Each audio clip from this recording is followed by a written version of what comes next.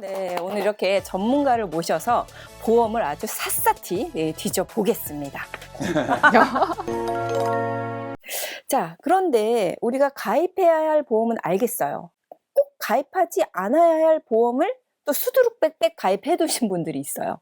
자, 그러면 가입하지 않아도 되는 그런 보험은 어떤 것들이 있을까요? 저는 지금 시대에는 이거 종신보험이라고 생각해요. 맞아요. 이 종신보험이 지금은 필수가 아니고 그냥 할까 말까 선택해야 되는 시대라고 보고 있습니다. 그렇군요. 예전에 우리 아버지 세대들만 해도 평균 사망 연령이 60대였어요. 네. 그러다 보니까는 뭐 30 넘어서 결혼을 하면은 자녀가 미처 40이 되기도 전에 내가 사망하는 일이 발생을 해요. 그러네요. 그러면은 자녀 결혼 무슨 돈으로 시켜요? 그래서 종신보험이 예전엔 사망 연령이 낮을 때는 필수였지만 지금은 100 세대, 100세 시대죠. More than 100죠, 저는 요즘에. 건강 관리를 잘해가지고 한 120세까지 살 거를 예상을 하는데 자, 만약에 결혼을 늦게 해가지고 내가 한 30이 넘어서 결혼을 했다고 할게요. 그러면 내가 70대가 돼도 건강한데 우리 자녀도 30이 넘었어요. 거의 40이에요. 그렇죠. 그러면 내가 갑작스럽게 사망한다 해도 우리 자녀에게 사망보험금으로 자녀의 미래를 지켜줘야 될 의무가 없겠죠. 이 평균 수명이 길어지면 길어질수록 종신보험에 대한 비중은 굉장히 떨어지고 있습니다. 근데 다만 이 종신보험이 무조건 필요 없지는 않고요. 꼭 필요하신 분들도 있어요. 이 대표적인 분이 어떤 분이냐면은 이래서는 안 되지만 우리 사랑하는 자녀가 장애가 있는 경우. 네, 이럴 경우에는 자녀가 아무리 성인이 되다 하더라도 엄마 그렇죠. 아빠나 경제적인 지원이 없다면은 아무도 주변에서 돌봐주지 않아요. 그러네요. 그런 경우를 대비해서 명확한 수익자를 남겨놓고요. 자녀에 대한 자금 어느 정도 충분히 넉넉하게 준비하셔야 된다고 보고 있습니다. 네, 그러면 이제 저도 이제 그 월백더 수강생 분들을 보면 종신보험이 꽤 보험료가 높다. 그런데 이거는 만약에 예전에 알았으면 종신보험이 아니라 어떤 다른 보험으로 가입할 수 있냐?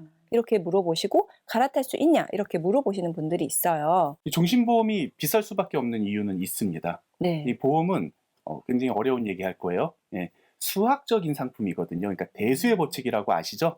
확률 게임. 확률 게임입니다. 네.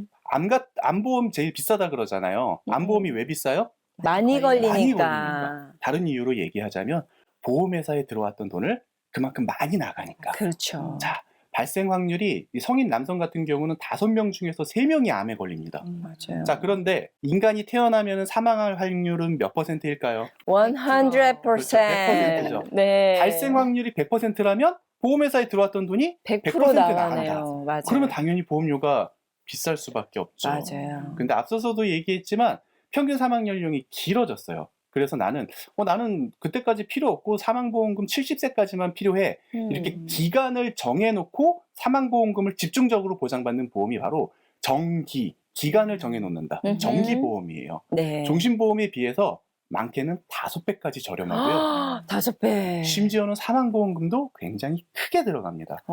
저 같은 경우도 자녀가 한 명 있는데 이제 14살이 됐거든요.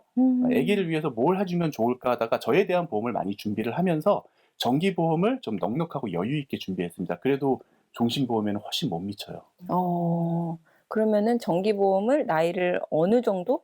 60세? 70세? 요 정도까지 가입을 하시나요? 결혼을 보통? 빨리 하고 자녀가 빨리 출생했으면 60세나 65세.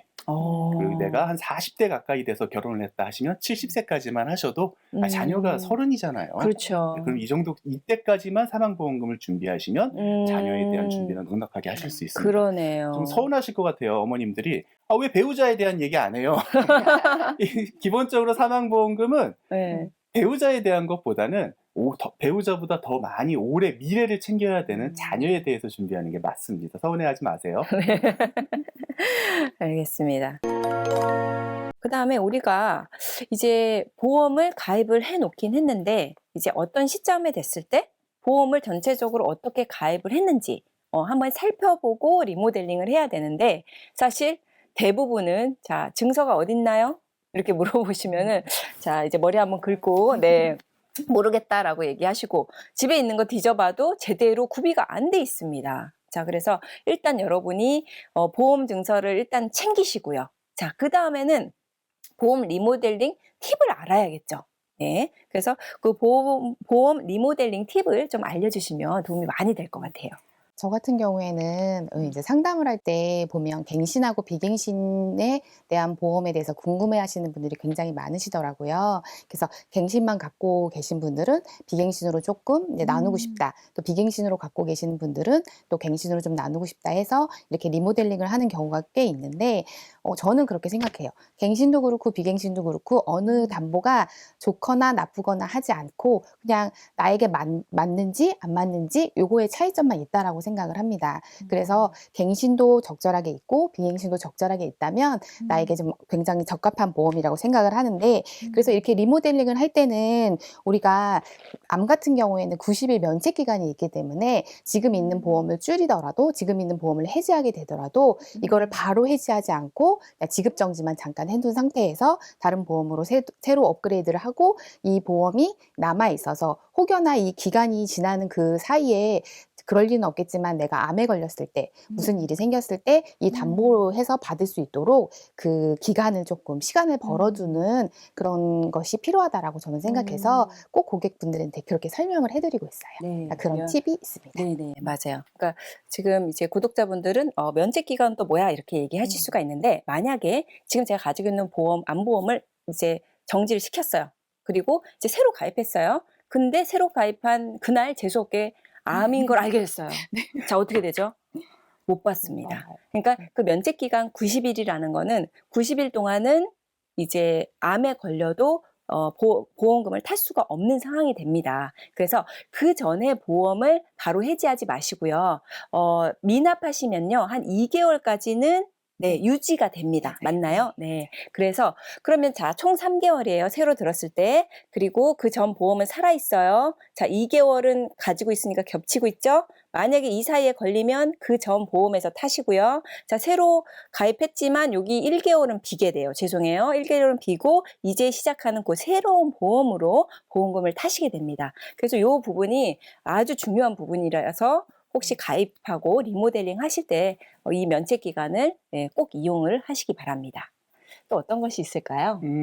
저는 세 가지로 나눠봤는데요. 네. 일단 첫 번째, 너무 오래 고민하지 말고 음. 고민을 깊게 하되 빨리 결정해야 됩니다. 맞아요. 이게 왜냐면은 보험도 변화되는 상품이에요. 그렇기 때문에 네. 내가 오늘 상담을 하고 한 3개월 깊게 고민을 하다가 저 이제 할래요 하면은 상품이 바뀔 수도 바뀌었어. 있고요. 또 보험에는 생일하고 다르게 이 보험 나이를 따로 따지는 방법이 있습니다. 그 기간 중에 보험 나이가 올라가게 되면은요, 보험료도 비싸져요. 그래서 그 사이에 고민은 그렇게 될 수가 있군요. 맞습니다. 그래서 오늘 가입하는 게 가장 저렴하니까 고민은 깊게 하되 결정은 빠르게. 이게 첫 번째고요. 네. 두 번째로 앞으로 보험료가 많이 올라가거나 발생 확률이 높은 특약을 먼저 가입해라. 그게 뭐가 가장 있을까요? 대표적인 게 네. 암.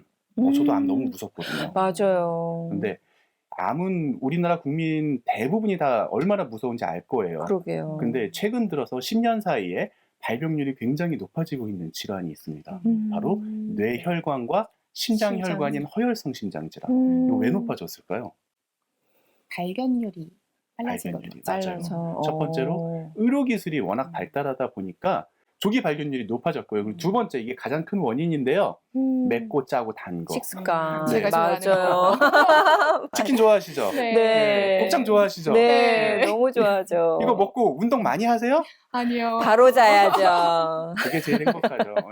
혈관에 노폐물이 쌓이면은 이걸 충분한 운동으로 태워줘야 되는데 그러지 못하고 또 식생활비가 굉장히 저렴해졌어요. 그러네요. 그러다 보니까는 입맛에 끌리는 걸 먹으면서 혈관에 노폐물이 점점 쌓이게 됩니다.